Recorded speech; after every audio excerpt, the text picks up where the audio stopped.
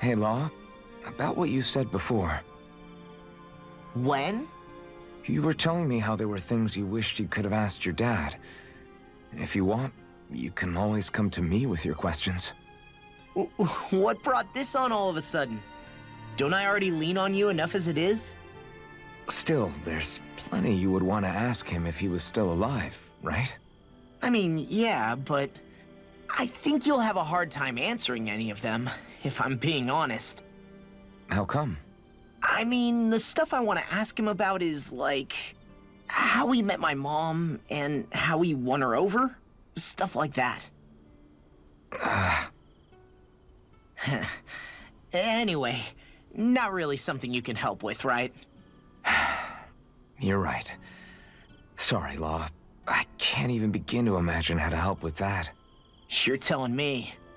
I just wish there was someone experienced I could ask about this kind of stuff. Yeah, he was definitely that. Everyone well rested? Then let's go. We depart for Lenegis.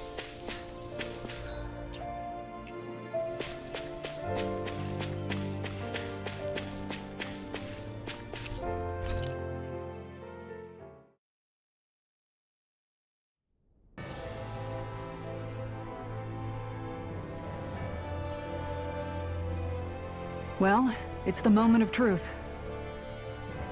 This lady better hold together once we're up in the air. Law, don't say that! You're going to jinx us! Speaking of which, Alphen, this bucket of bolts got a name? A name? You know, I'm not sure she ever had one. I never really thought about it. Well, after all the trouble we went through to find her, we should give her one, right? I was thinking something like... Fall Knights. Huh? It means owl in the ancient tongue. Literally, the one drawn to the skies.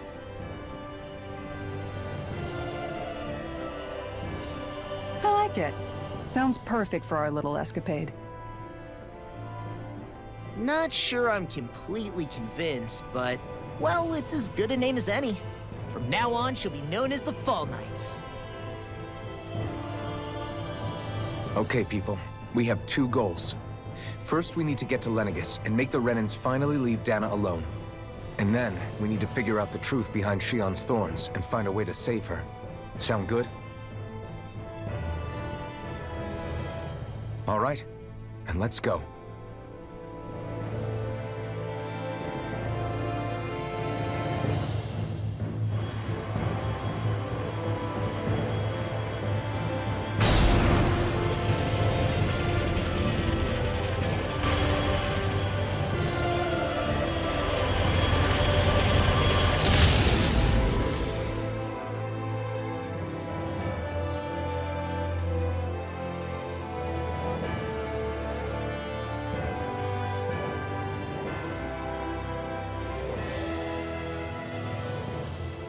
You know, I can still hardly believe it. Believe what? I mean, just look at it. The whole of existence, crammed inside a tiny frame. Now that you mention it, I guess you're right. It does look more like a painting than a living, breathing world. From up here, all the struggles we've been through feel so insignificant. Nothing like realizing how small you are to put everything into perspective. Kinda makes the differences between the Renans and the Dahnans feel pretty small too, huh? How much longer until we reach Lenegis? There are better ways to use your time than napping. We should take a moment to familiarize ourselves with the facilities on board before arrival. Good idea. The starship may end up serving as our base of operations once we're down there. Think you'll be all right with the controls? You mean the one set to automatic pilot? I dare say I'll manage. I'm basically just here to supervise. In that case, she's all yours. Everything okay, Shionne? You seem a little different. Different? Like in a bad way different? No, not at all. You seem more driven lately, like you found a zest for life. It suits you.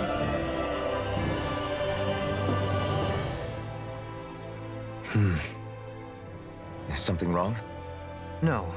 I was merely thinking how it had been 7 years, that's all. You mean since you became a lord and left Lenegis? I guess even someone like you can get homesick, huh?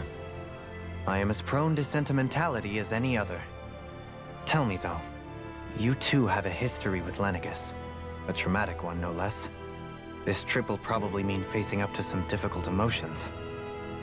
Doesn't that frighten you? Well, it is a place where I took the lives of countless people. I'd be lying if I said I hadn't thought about it. But I can't keep running forever. The past is what it is. There's no changing that. But the future's what we make it. I see. Dohalim? Forgive me. I was wrong to pry. We have more pressing matters to address.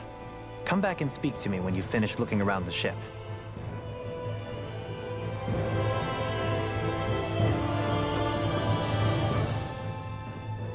We'll be going to Lenegis soon.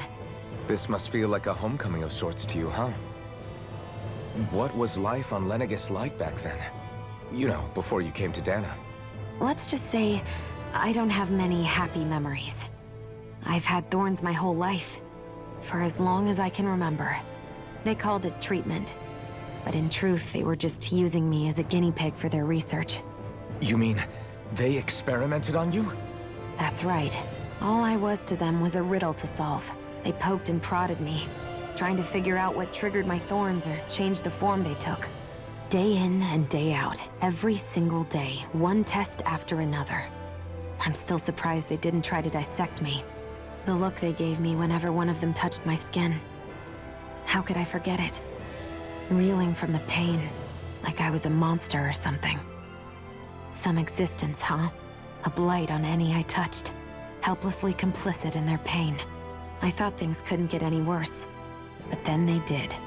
I started to have nightmares, visions of the coming apocalypse. Is it any wonder I lacked a cheery disposition? Unable to so much as touch another soul. Loneliness was my best friend. Sure, I survived, but with the knowledge that one day I'd be swallowed up by oblivion. And that's when it hit me. If I was going to die, then it should mean something. If I have to sacrifice myself to save the world, so be it. I'm sorry. I didn't mean to make you relive that. No, it's fine. I'm in a much better place now. You say it's your destiny to die so that others can live. But why not the other way around? Why shouldn't we be the ones dying to save you? Are you crazy? Why would you sacrifice your life for... That's exactly my point. Why should you have to give up your life just because you drew the short straw in the destiny stakes? How is that even right? It's that logic that's used to justify slavery, as if some of us were just meant to be sacrificed. This struggle was never about saving only ourselves. But that doesn't mean we have to give up our own lives to save everyone else's either. If we're doing this to protect people, if we're doing this to save the world from destruction, then that has to include saving each other as well. A world free of sacrifice. That's what you've been fighting for all along, isn't it? Not just me. We're in this together, remember? This fight is yours too, Xion. If we're going to win, everyone has to win. There can be no room for losers in this fight. Now I see it. The true nature of our struggle. A victory without losers. But that means that a Dahnan victory over Rena can't be the end. Do you think we can pull it off? You bet we can pull it off. We have to. It's the only hope we have of things ever changing. Yeah, you're right. No one's ever changed the future without aiming for the stars. We can do this. Together.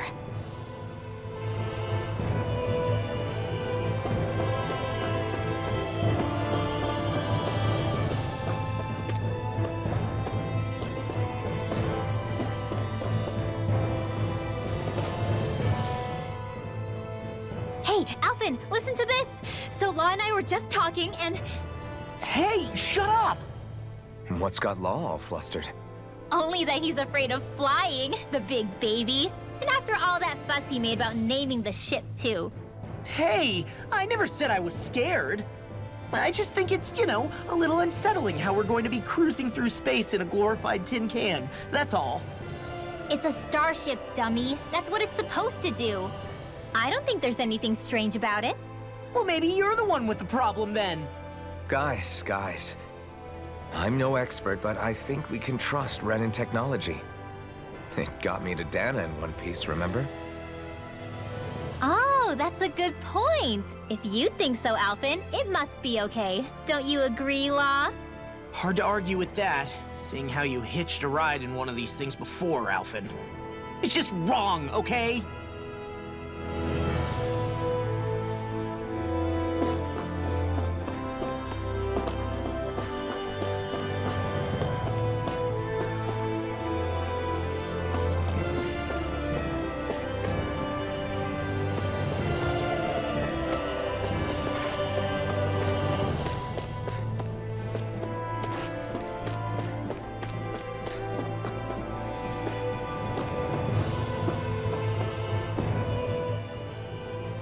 You okay? Feeling airsick? Actually, now that you mention it, not at all. These starships are a remarkably smooth ride, all things considered. Nothing like being at sea, thank goodness. Glad to hear it. That device there caught your eye, huh? I was just wondering what it is.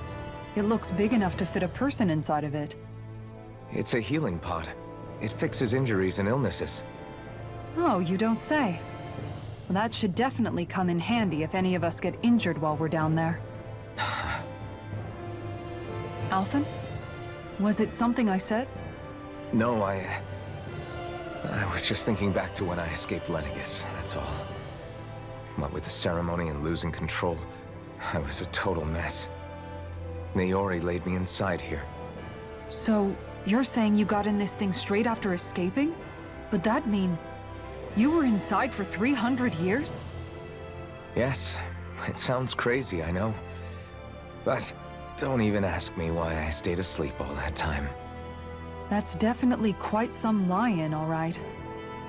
But still, whether you meant to or not, I sure am glad that it's this century that you finally woke up in. What do you mean?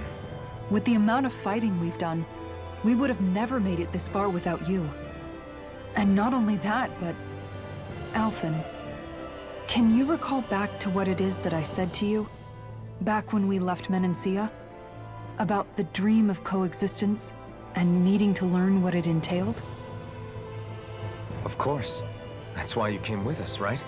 To learn what you couldn't at home. Even in that time, I was well aware that what I was living was a lie. But at the same time, I also felt really compelled to fulfill my brother's wishes. I'll always remember him fondly. But the coexistence we're fighting for isn't for him. It's for people now, and those still to come. The world's bigger than just Menancia.